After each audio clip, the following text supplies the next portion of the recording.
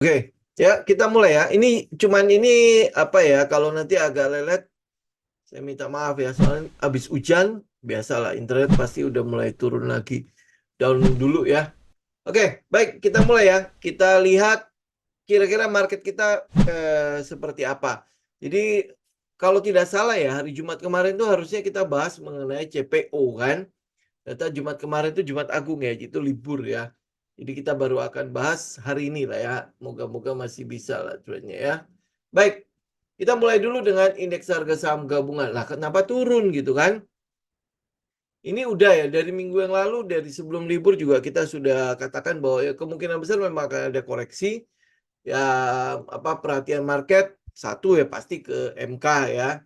Awalnya saya agak skeptis nih, tapi hari ini lumayan oke lah ya. Tapi ini ya teman-teman, jadi bisa lihat perhatiannya ada ke MK sama kalau yang di global itu terjadi serangan ya, serangan Israel ke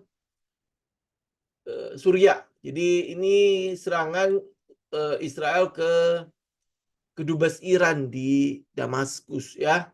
Jadi ini ya nggak tahu sih nanti apakah akan ada serangan balik atau apa, kita lihat aja lah ya. Jadi artinya apa market itu ya mungkin melihat ini kira-kira akan melebar nggak setelah serangan ke apa namanya ke Palestina, ke jalur Gaza, kemudian habis itu dibalas oleh Lebanon ya, Lebanon juga. Nah sekarang tiba-tiba Israel itu menyerang kedutaan Iran di Suriah ya. Jadi walaupun dia nggak langsung ke Iran ya, tapi nggak tahu nanti akan dibalas nggak. Kalau itu sampai dibalas, nah ini yang mungkin akan jadi kekhawatiran pasar ya, di mana teman-teman mungkin lihat emas itu kembali all time high, bukan all time high lagi, bener-bener kayaknya naik kenceng banget. Dan kalau teman-teman lihat emas itu udah strong uptrend banget sampai kita nggak berani nge-short di situ. Ya walaupun ya kelihatannya kayak gini ya, tapi nggak berani kita short. Kenapa? Karena trennya itu sangat-sangat kuat sekali ya. Lihat EMA 200 di sini, EMA 50 di sini, EMA 20 di situ. Dan jaraknya ke EMA 20 itu jauh banget. Jadi ya ini hampir boleh dibilang tidak mungkin di short oleh pasar kan. Jadi kita hanya bisa berpikir untuk apa go long doang ya, benar-benar ya apa dia akan terus naik apa enggak ya, nanti itu tinggal kita lihat marketnya seperti apa. Tapi kalau dilihat dari globalnya seperti itu, terutama Timur Tengah ya, itu sedang memanas seperti itu ya. Jadi ya kita mungkin akan lihat kayak komoditas seperti minyak itu juga akan mengalami kenaikan sama ya, dia mungkin akan lebih naik lagi. Jadi kemarin itu sudah breakout, teknikalnya kan, teknikal mengatakan sudah breakout, itu kita bukan bicara teknikalnya breakout baru hari ini kan ya, dia sudah breakout dari tanggal berapa ini, tanggal 14 Maret ya, dimana mungkin teman-teman ikutan juga ya di saham Medco ya. Jadi kalau teman-teman lihat hari ini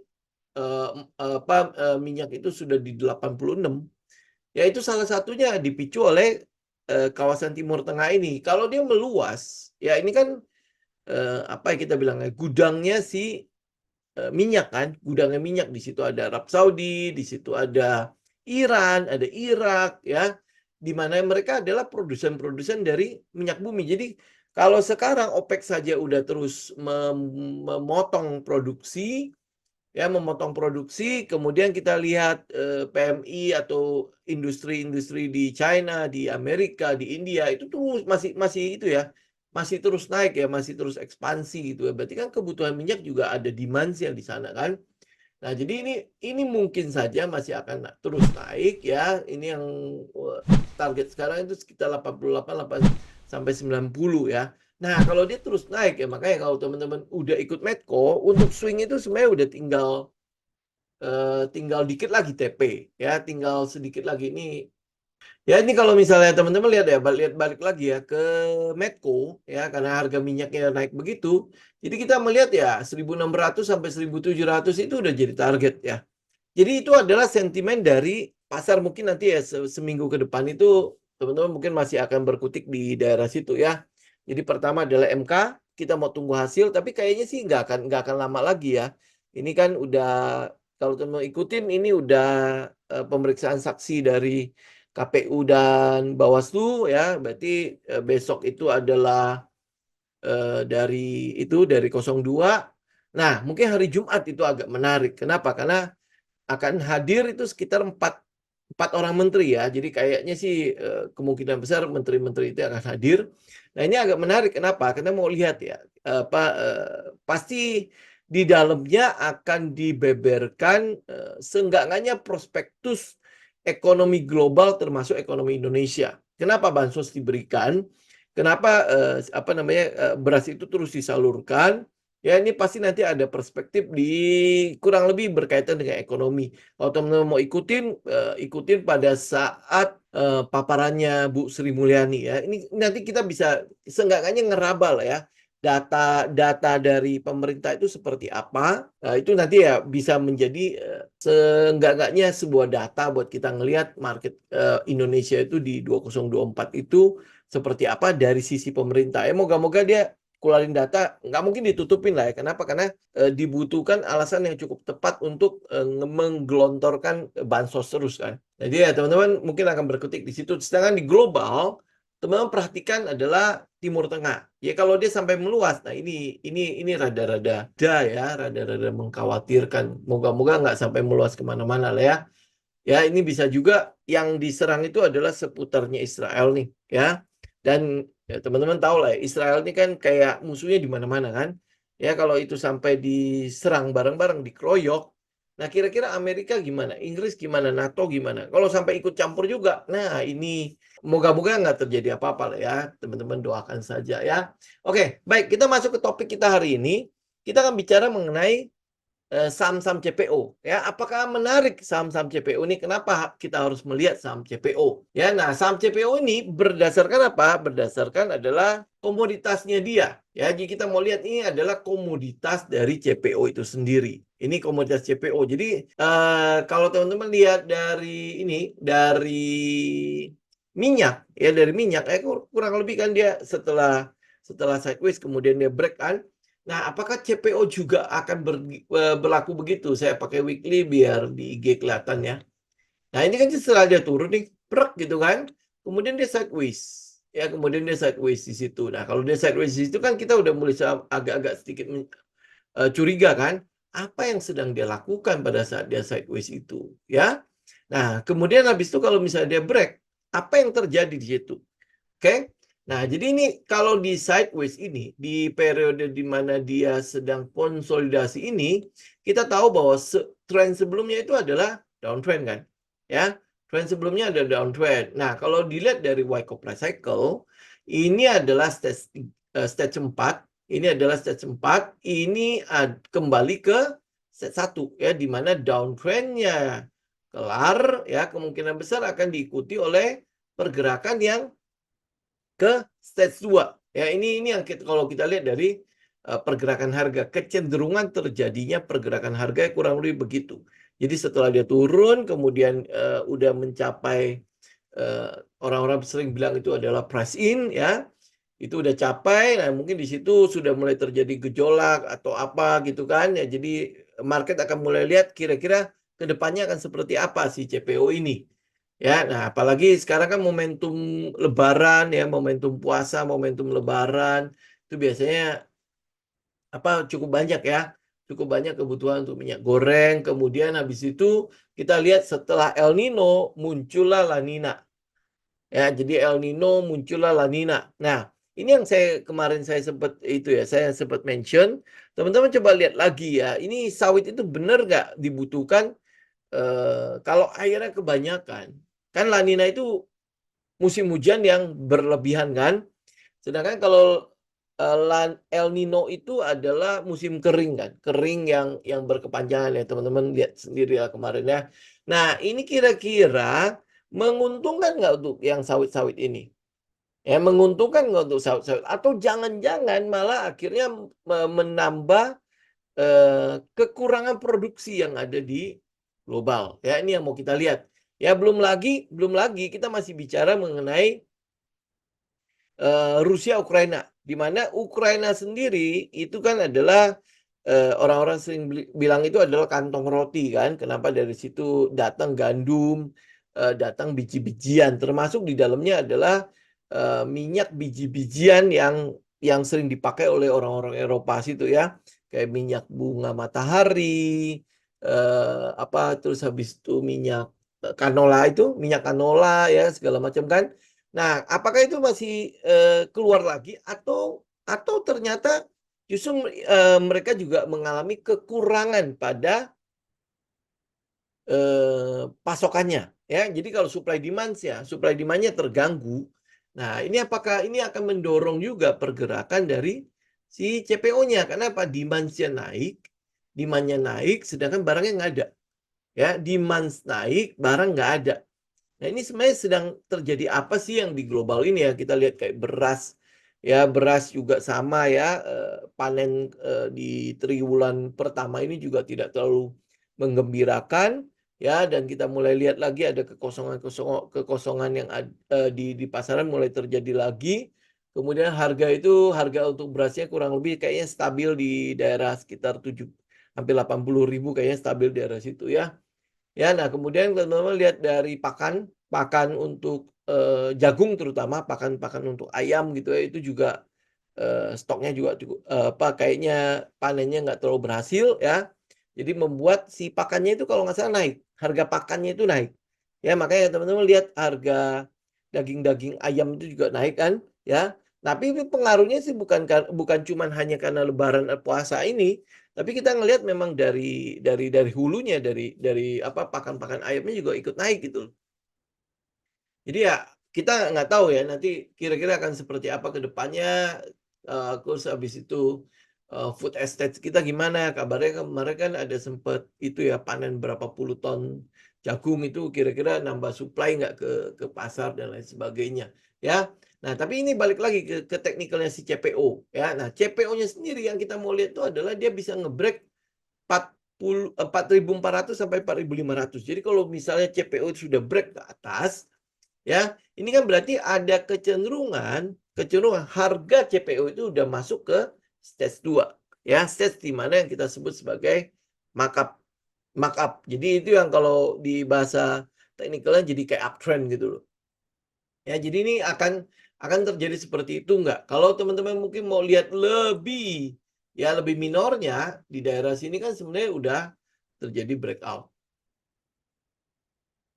Ya, daerah situ kan udah terjadi breakout ya. Jadi ini kan daerah minornya ya, dia sempat turun kemudian habis itu ngebes. Ya, mungkin kalau teman-teman lihat di daily mungkin akan lebih berasa kalau di daerah situ itu ada sedikit sideways-nya ya. Bener kan ya, daerah sini? Ya, daerah sini itu ada sideways-nya sedikit. Ya, jadi setelah dia turun, ini turun. Kalau teman-teman tarik trend line di sini, ini kan sebenarnya udah break trend line. Kalau saya mau ambil trend line ini kan jadi 1, 2, 3, 3 touch ya. Ya, kemudian habis itu dia break. Ya, jadi ini sebenarnya udah sinyal-sinyal awal terjadinya ada perubahan lah ya, ada perubahan pada karakternya si harga CPO ya. Kemudian habis itu kalau kita ukur dari sini ya, ini 1, 2, 3, 4 ya. Jadi sebenarnya dia udah break. Kita tinggal tunggu tunggu satu candle aja besok ya, kalau dia bisa engulf atau bikin maruboso gitu ya, naik kembali ke atas. Itu udah confirm ya, udah confirm kenaikannya. Mungkin nanti akan ada retest ya, akan ada retest dulu ya. Karena apa? Karena ini daerah-daerah yang kita sebut sebagai supply atau resistennya ya. Jadi mungkin akan naik ya, cuma buat mengkonfirmasi aja breaknya nih. Ya, oke, ini udah ya, kita udah lihat bahwa kalau di harga CPO-nya itu sebenarnya udah masuk dengan kita punya setup ya. Jadi itu di situ udah ada compete-nya. Nah, sekarang saham apa yang bisa kita perhatikan? Oke. Nah, kalau teman-teman lihat ya, di Bursa Efek Indonesia, saya ambil ini data dari Stockbit ya, tapi ini 2022 ya. Saya nggak tahu udah tambah apa belum. Kalau udah tambah juga mungkin kita nggak ngambil ya. Karena itu adalah saham-saham yang masih terlalu muda. Mungkin teknikalnya juga nggak ada ya. Oke. Jadi di situ teman-teman bisa lihat ada 24 saham CPO di situ. Ya, buat IG mungkin saya nggak bisa kecilin lagi. Ya, tapi teman-teman bisa lihat ya, itu ada Ali, ada Adi, ada BWPT, ada CSRA, ada DSNG, ada FAPA, ada Gold. Pokoknya ada 24 lah. Ya, 24. Nah, dari 24 itu kita ambil mana? Ya, saya mungkin akan bahas paling cuman 4 ya. 4 saham saja. Ya, teman-teman juga udah tahu ya kenapa kita membahas 4 saham itu ya, bagaimana men-screening dari 24 itu cuma tinggal 4. Sebenarnya bukan cuma tinggal 4 sih. Ada saham-saham yang lain ya, cuman dia nggak tahu liquid ya, nggak tahu liquid. Jadi ya percuma kita bahas saham yang nggak liquid juga, ngapain kan? Ya, jadi keempat saham itu yang kita akan bahas itu adalah Ali. Ali udah pasti jadi market leadernya kan. Kemudian kita akan bahas LSIP, kemudian habis itu TBLA, DSNG, ya sebenarnya ada lagi kayak CSRA, SSMS, segala macam kan. Nah, cuman ya faktor likuiditasnya aja ya, agak-agak membuat kita kalau kita bahas itu nggak semua orang bisa ambil masalahnya, ya. Jadi pertama kita akan coba lihat AALI. Ya, ini yang big cap-nya si big cap-nya si CPO ya. Oke, kita akan lihat AALI. Nah, apa yang terjadi pada AALI? Ini adalah AALI. Ya, teman-teman bisa lihat ya, ini proses ini kalau saya ambil weekly ya. Weekly-nya sebentar. Oke. Ya, teman-teman bisa lihat ya, weekly-nya itu kan turun ya. Bener ya, turun ya. Ya, untuk ininya trendnya kan sendiri ini downtrend kan. Bereng gitu kan. Turun terus ke bawah kan. Nah, untuk yang ini, untuk market strukturnya teman-teman tinggal lihat sendiri lah ya. Oke. Ya, ini udah turun. Nah, jadi untuk gambar itunya juga teman-teman silakan gambar sendiri ya. Ini saya mencoba untuk mempersingkat waktu aja, saya gambar dulu. Nah, jadi untuk sampai ke bawah sini, ya, ke bawah sini nih. Kita mau lihat ya, setelah ke bawah sini, itu strukturnya gimana? Ya, struktur untuk si Ali, ya, ini masih downtrend ya. Ini masih downtrend. Cuma kita mau lihat apakah minornya sudah mulai mencerminkan adanya sinyal-sinyal menuju ke uptrend. Ya, atau sinyal-sinyal seenggak-enggaknya ada minor uptrendnya buat kita swing apa enggak di daerah situ. Ya, nah kalau untuk swing kita cari apa? Kita cari komet. Udah, itu udah paling simpel aja. Kita cari komet. Nah, apa yang kita lihat dari sini, ini memang tinggal gambar sendiri ya strukturnya ya. Saya cuman menggambar aja di ujung ya. Nah, kita mau lihat di ujung itu sudah ada 1, 2, 3 titik ya. Satu titik di bawah, 2 titik di atas ya. Kemudian habis itu dia sempat ngebreak ini. Ya, ngebreak ini struktur yang di sini walaupun cuma minor ya. Itu sudah ini hari ini dia break ya. Jadi ada satu candle yang sudah di close di atas 7.000 ya. Benar nggak 7.000? Ya 6.950 dia sudah close di atasnya. Nah, kita butuh satu konfirmasi. Butuh konfirmasi apa? Satu candle yang bisa close di atas 7.000 ya. Kalau sampai cuman besok itu udah Kamis ya. Kamis Jumat ya. Dia ada satu candle yang close di atasnya, itu udah cuma buat mengkonfirmasi saja dia udah break. Nah, setelah dia break apa? Setelah dia break, kita masih butuh cari titik keempat kan? Ya, titik keempat. Nah, titik keempat ini cuma skenario aja ya. Mungkin saja akan ada di daerah sini. Di daerah sekitar 7.200. Ya mungkin karena kita nggak tahu dia akan berhenti di mana. Yang bisa kita bisa tahu, kita bisa konfirmasi ya nanti kalau ada dua candle Maruboso turun atau ya pattern itulah ya, teman-teman tahu lah ya pattern satu lagi ya. Jadi yang kita mau lihat itu adalah ini kalau sampai dia turun, berarti ini kan titik keempat kan. Nah, ini 7.200, ini belum tentu 7.200 ya. Belum tentu 7.200, oke? Ya, ini cuma skenario aja. Kalau dia berhenti di 7.200, ya mungkin saja nanti habis itu dia turun. Nah, ini swing ini yang kita mau cari. Ya, swing high-nya. Karena itu adalah titik keempat kita. Oke? Next-nya apa? Ya, next-nya adalah dia penurunan ini, koreksi ini tidak boleh melebihi, ini berapa? 6.750. Oke? Dia tidak boleh melebihi itu. Ya, clear ya? Jadi ini yang masih ditunggu dari Ali. Jadi kita masih menunggu titik keempat, ya. Mungkin di 7.200 ya nggak tahu di mana dia titik keempatnya. Jadi kita nanti tinggal mencarinya, oke? Tinggal mencarinya. Kenapa nggak buy di daerah sini? Oke, kenapa nggak buy di daerah 7.000 saja? Karena dia udah breakout kan, ya. Sekali lagi itu bukan setup gitu. Itu bukan setup karena setup kita itu ini baru. Apakah dia sudah mengkonfirmasi uptrend ya? Enggak, kan itu baru 3 titik ya. Ada low, ada high, ada higher low. Higher high-nya nggak ada. Ya kan? Kalau teman-teman mau cari uptrend kan butuh low high, higher high, dan higher low kan? Jadi butuh ada serangkaian itu dulu gitu. Itu pun masih minor kan? Ya, jadi kita butuh itu. Butuh konfirmasi dulu. Benar nggak dia secara minornya sudah terjadi uptrend? Nah, kalau sudah terjadi uptrend, kemudian habis itu kita tunggu apa? Tunggu swingnya. Ya, swing low itu tidak boleh menggagalkan uptrendnya. Swing low setelah titik keempat itu tidak boleh menggagalkan uptrendnya. Ya, jadi ini Ali. Jadi Ali ya kalau tanya udah boleh masuk belum? Ya jelas belum. Ya karena apa? Kita masih butuh konfirmasi. Ya kita masih butuh konfirmasi. Oke, itu Ali ya. Jadi kita butuh konfirmasi titik keempat dan swing low-nya. Swing low-nya tidak boleh lebih dari 6.750 ya untuk mengkonfirmasi setup kita. Ya, itu Ali. Jadi Ali masih tunggu. Oke. Kemudian LCP. LCP pasti sama ya, kondisinya pasti sama. Itu adalah posisi turun. Gitu kan, posisinya turun. Kemudian habis itu kita lihat apa? Kita lihat itu adalah ini sudah terjadi perubahan pada karakter ya.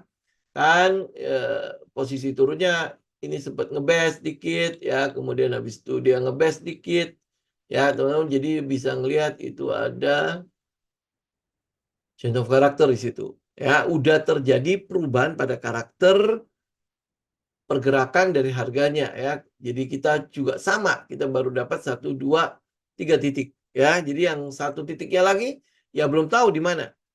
Ya ini juga belum break. Hari ini juga belum break ya. Hari ini high-nya itu benar-benar close di 925. Jadi artinya ini sama ya. Kita butuh titik keempat. Ya, kita butuh titik keempat untuk mengkonfirmasi setup. Oke? Ya, jadi ini ya tinggal menunggu titik keempat. Jadi nanti kita tinggal update aja. Tapi ya teman-teman udah bisa mulai memperhatikan. Apalagi kalau harga CPO-nya berhasil di atas 4.500. Ya, oke. Jadi ini masih tunggu titik keempat. Jadi untuk gambar ini silakan gambar sendiri ya. Teman-teman pasti saya anggap sudah tahu karena itu udah di kelas kan. Ya, kemudian habis itu DSNG. Nah, kalau DSNG ini agak menarik. Udah pasti teman-teman nggak bakalan dapat nih. Ya, sebentar. DSNG, ayo keluar dong. Cuma muter-muter doang dia. Ya, oke. Ya, kenapa? Karena pergerakannya sudah naik. Kemudian kalau lu lihat teknikalnya, untuk volume spare analisis kita nggak bisa menganalisanya. Ya, menganalisanya itu nggak bisa. Jadi karena itulah kalau teman-teman maksain masuk DSNG, tutup volumenya. Mau nggak mau. Ya, mau nggak mau, tutup aja volumenya. Ya, mau nggak mau loh ya, mau nggak mau. Kenapa? Kenapa kita tutup? Karena volumenya gede-gede. Jadi ya kayak saham repo gitu loh. Oke? Nah, kalau teman-teman lihat DSNG, itu juga kurang lebih sama kan pergerakannya. Cuma dia bergeraknya lebih agresif. Ya, apa yang kita lihat di situ, teman-teman gambar sendiri ya. Saya cuma gambar di ujung aja ya. Low, kemudian high, kemudian low. Oke, next. Habis itu ini kan terjadi change of character di daerah sini. Perubahan pada karakternya sudah mulai kelihatan di daerah situ. Ya, jadi ya kalau teman-teman gambar, kalau lihat ya, lihat pergerakannya ya kurang lebih ya cocok lah ya. Dari 3 saham yang kita bahas, pergerakannya sama ya. Tetapi kalau untuk DSNG ini cenderung gede-gede.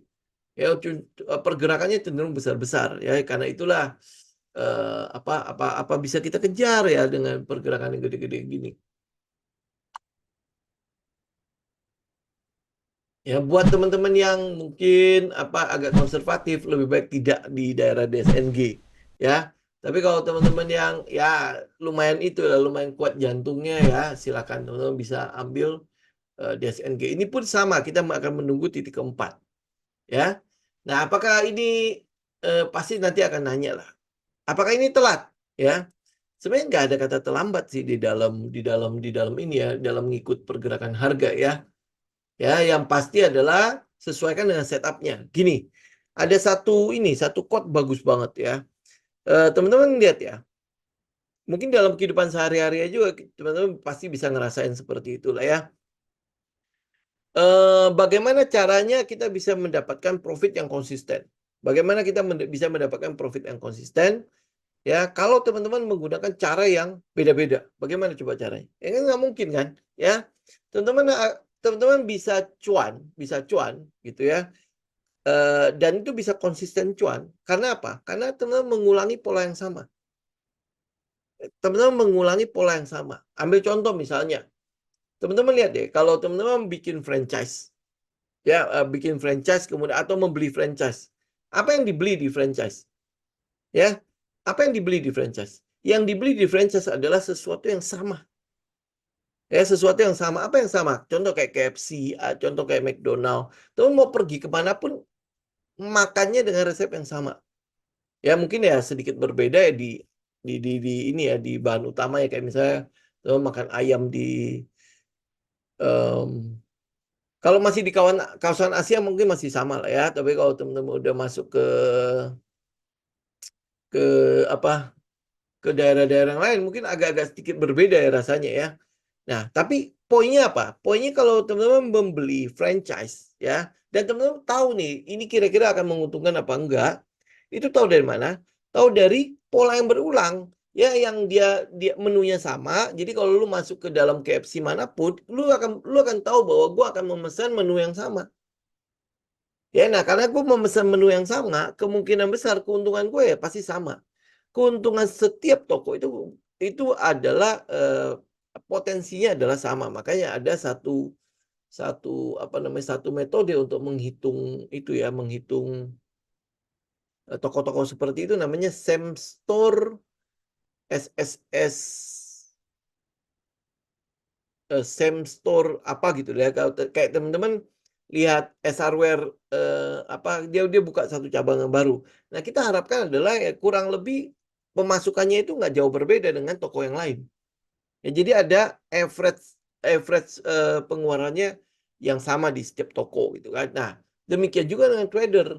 Bagaimana lu tahu bahwa oh, gua akan untung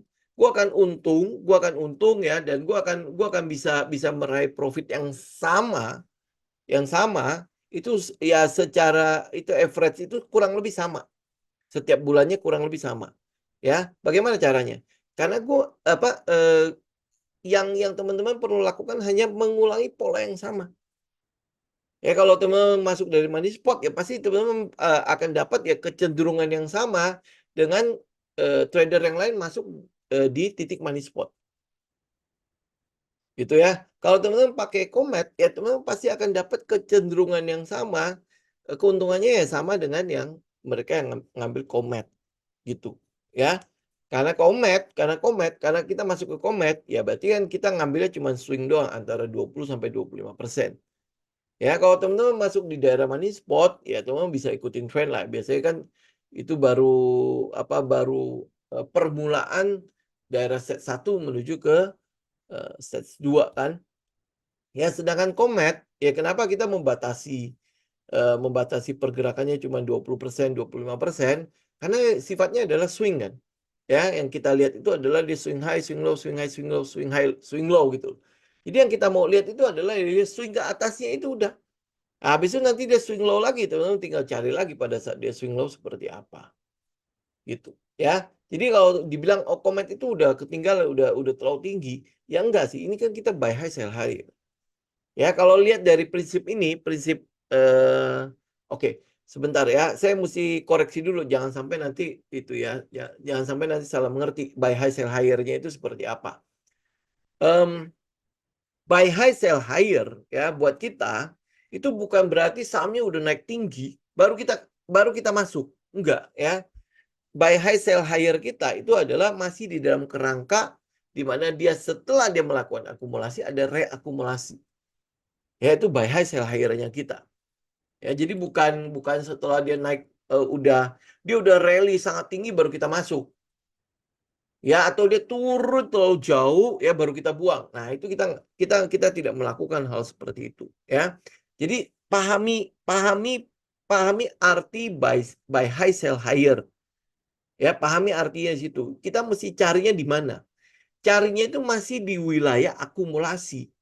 Jadi kalau misalnya contoh kayak misalnya minyak itu kan berarti break 80. Apakah itu karena kita beli pada saat dia breakout dan itu sudah rally terlalu tinggi? Enggak, itu masih dalam posisi baru nge-break wilayah akumulasi. Jadi kita masih consider kalau harga minyak itu masih akan naik karena itu baru permulaan kenaikan markup-nya, ya.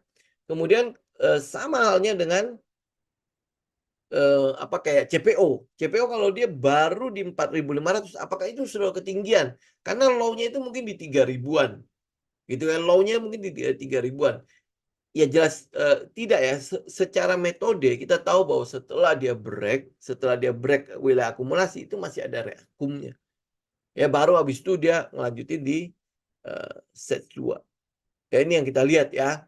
Jadi bukan berarti kita buy high sell higher setelah dia rally begitu tingginya. Ya, jadi tolong dipahami, tolong digarisbawahi. Jadi enggak setelah dia rally udah jauh banget baru kita beli gitu, enggak.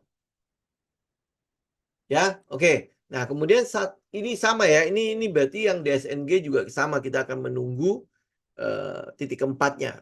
Kita akan menunggu kometnya. Cuma kalau lihat dari pergerakan DSNG ya, ini mungkin tidak akan terlalu menarik. Kenapa? Karena dia udah bergerak dari berapa ini? Dari 490 sekarang udah di 700-an. Berarti kan pergerakannya sudah sangat tinggi.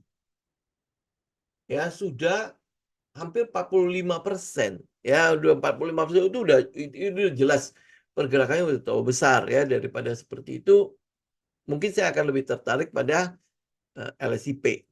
Ya. Oke. Nah, satunya lagi adalah TBLA. TBLA ini nggak murni sawit ya. Kenapa? Karena dia masih punya gula ya. Jadi dia nggak murni di sawit, tapi dia masih punya gula ya, gula. Jadi ya mungkin saja sawitnya saya nggak tahu ya, dia kira-kira berapa persen, teman-teman bisa cek ulang ya. Karena udah lama saya nggak ngikutin si TBLA. Oke, apa yang teman-teman lihat dari TBLA? Kalau kita lihat dari strukturnya, dia masih di daerah bawah ya. Ya, pergerakannya masih di daerah bawah sini ya. Jadi pergerakan range-nya itu antara ini berapa bawahnya? 650 sampai ke 710 itu range-nya. Yaitu untuk range si TBLA. Nah, posisinya pun ini masih ada kecenderungan turun. Posisinya ya, posisi untuk teknikalnya hari ini dia masih ada kecenderungan turun. Ya, jadi ya moga-moga dia nggak sampai ngebreak 645. Ya kalau dia ngebreak 645 lebih baik nggak usah. Ya nggak usah. Nah, tapi kalau enggak, teman-teman tinggal tungguin 710 dulu. Ya 710 atau minimal daerah sini. Daerah ini berapa nih? 700. Ya 700 atau 710. Ini baru change of character si TBLA. Ya, jadi kalau tadi kita lihat Ali, kita tinggal tunggu titik keempat. Kita lihat LCP kita tinggal tunggu titik keempat. Kita lihat DSNG juga kita tunggu titik keempat ya. Nah, sedangkan TBLA itu baru titik pertama pun belum konfirmasi masalahnya. Ya, jadi ya ini kalau untuk TBLA masih cenderung agak lama. Agak lama. Jadi mungkin setelah mereka udah bergerak, ya mungkin TBLA baru akan nyusul kali ya. Ya, demikian juga untuk saham-saham yang lain teman-teman bisa perhatikan lebih lanjut lah ya. Jadi kesimpulannya untuk si saham-saham CPO, betul untuk yang komoditas CPO-nya ada potensi breakout. Ada potensi breakout. Jadi kita akan tunggu dia break untuk daerah sideways yaitu di sekitar 4.500. Jadi kalau teman-teman mungkin besok kalau teman-teman bisa lihat pergerakan komoditas CPO-nya bisa break, ya itu mungkin menjadi sebuah sentimen cukup positif untuk si saham-saham CPO, ya. Kemudian kalau lihat dari technical emiten-emitennya, tadi kita bahas 4 ya, LCP, ALI, DSNG, dan TBLA. Jadi yang kita lihat itu adalah, yang menarik itu ada 3, ya. ALI, LCP, dan DSNG, ya. Nah, sedangkan kalau untuk DSNG, itu sudah cukup tinggi ya, udah cukup tinggi pergerakannya, jadi cenderung besar-besar, walaupun memang belum membentuk komet, ya, itu untuk DSNG.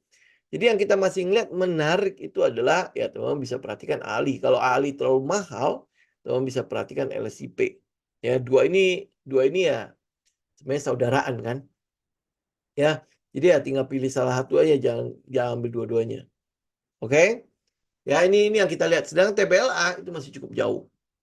Ya, nah oke. Sekarang satunya lagi adalah TAPG. Ini TAPG sama STAA ya. Itu masih saudara nggak sih TAPG sama SSA? Oke, kita lihat sebentar ya. TAPG. Nah, TAPG itu apa? TAPG. Oke, ya ini adalah salah satu yang saut juga. Ya, apa yang teman-teman lihat di sini? Kita kalau hitung kometnya sama sebenarnya, ini yang pergerakan sebelumnya teman-teman gambar sendiri lah ya.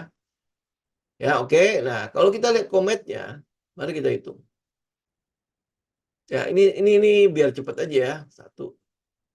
Terus habis itu naik 2, naik 3 sama. Ya, posisinya sama. Apa yang posisi sama? Ya, dia masih tunggu titik 4. Ya. Nah, kalau dihitung breakout, sebenarnya belum breakout nih. Ya, ini kan masih ada ini nih, shadow di situ kan. Jadi breakoutnya masih di 635. Ya. Tapi pergerakannya betul dia sudah break strukturnya. Ya, sudah break struktur, tinggal kita konfirmasi satu candle lagi. Ya, itu mungkin nanti akan jadi titik 4. Ya, nah ini tinggal tunggu aja titik keempatnya di mana.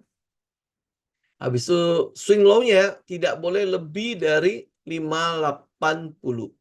Ya, swing low-nya tidak boleh lebih dari 580. Jadi setelah dia titik keempat, dia swing low tidak boleh turun sampai di bawah 580. Oke? Ya, betul, Pak. Cakep sih ya. Ya, tapi ini search dulu ya. Saya nggak tahu ini ada apa di sini. Ya, tapi oh iya ya. Bentar. Ini kalau teknikalnya malah bagus TAPG. Oh iya. Oke. Oke. Oke. Saya koreksi kesimpulannya ya. Thank you, Pak. Ternyata kalau teman-teman lihat ya, dari 5 saham, LCP, AALI, DSNG, terus TBLA dan TAPG, ya, dan TAPG. Jadi kalau lihat dari setupnya, ya lihat setupnya nanti kalau sampai dia terjadi komet, mungkin kita akan pilih TAPG, ya. Kita akan pilih TAPG. Kenapa? Karena secara setup dia lebih cocok, ya, lebih cocok setupnya sama kita. Ini likuiditasnya masih oke kan, Pak ya? Bisa tolong dicek nggak, Pak? Ya, oh iya, ini pas. Ini lihat volumenya. Cakep nih. Lihat ya. Ya, dan itu di komet. Berarti dia udah di posisi sebenarnya udah tinggal siap doang. Ya, jadi kita akan tunggu titik keempatnya. Ya, aja kalau misalnya dipilih dari 5 saham tadi, ya, saya akan cenderung ambil TAPG. Kenapa? Karena lebih cocok dengan pola kita. Ya, jadi ya kenapa kita lebih percaya sama TAPG? Karena lebih cocok polanya. Udah. Gitu aja ya. Sama kayak KFC segala macam ya. Lu kalau masuk ke KFC, ya lu akan tahu bahwa yang lu pesan itu adalah menu yang sama dengan semua KFC di Indonesia. Dan rasanya pun sama. Ya, karena itulah ekspektasi kita, ya udah pasti sama, nggak mungkin lu masuk ke KFC A ke KFC B itu beda. Ya, nah demikian juga ya analogi itu kalau saya ambil ke trading ya kurang lebih begitu. Karena kalau kita lihat metodenya, kita lihat setupnya, lihat strateginya itu sama, ya kita akan lebih pede pada strategi tersebut dibandingkan dengan yang lain-lain. Kayak misalnya Ali kan sebenarnya masih turun ya. LCP juga masih downtrend kan. DSNG yang mungkin agak berbeda ya, karena dia udah naik lumayan tinggi. TBLA itu masih belum kelar sama sekali, kita masih belum lihat apa-apa di situ. Sedangkan TAPG wis kelar. Ya. Ya, jadi udah lumayan kelar lah ya. Jadi kita tinggal tunggu 6.20, 6.35. Ya. Nah, secara bandarmologi asing juga diakumulasi. Tapi kita nggak pakai, ya betul ya. Kita nggak pakai itu. Tapi dari ini ya, dari setupnya kita udah bisa lihat lah. Karena ya kalau udah ini ya tinggal konfirmasi kan. Ini memberikan kepada kita konfirmasi bahwa betul memang terjadi akumulasi di situ. Ya. Kalau teman-teman lihat di bawah situ, ini money spot. Ini money spot. Kita udah lewat kan? Ya udah nggak usah ngarepin money spot. Nextnya apa? Tinggal tunggu komet. Udah. Jadi padahal kalau trading plan cari komet. Udah. Kita tinggal tunggu titik keempat aja udah. Ya tinggal tunggu dia swing aja. Udah. Jadi udah kesimpulannya kayak gitu ya. Jadi untuk CPO kita ambil TAPG. Ya tapi ini belum ya. Kita masih tunggu titik keempat. Kemudian habis itu kita swing low-nya nggak boleh lewat dari 580. Nggak boleh turun di bawah 580. Kalau dia turun di bawahnya, udah bye-bye. Ya, tapi kalau enggak, ini titik keempatnya di mana? Ya, titik keempatnya di mana? Begitu dia swing low, perhatikan swing low-nya. Ya, kalau teman-teman mau ngambil daerah swing low-nya, ya kalau ada setup di daerah situ ya silakan monggo ya. Tapi kalau enggak, ya lu tinggal tunggu dia break titik keempat saja. Ya, untuk memastikan bahwa sesuai dengan setup. Oke? Oke, saya pikir hari ini segini dulu ya. Nanti hari Jumat kita lanjutin lagi lah ya. Jam 8 nih. Oke, ya teman-teman ya. Jadi hari ini kita bahas adalah saham CPO. Jadi ada peluang di saham CPO, cuman memang kita masih menunggu ya, menunggu untuk konfirmasinya di titik keempat ya, di setup commit kita. Kalau lihat yang menarik adalah TAPG. Ya, itu saja. Oke, teman-teman ya, semoga bermanfaat. Kita ketemu lagi nanti di hari Jumat mendatang ya. Oke, saya izin pamit. Thank you semua. God bless.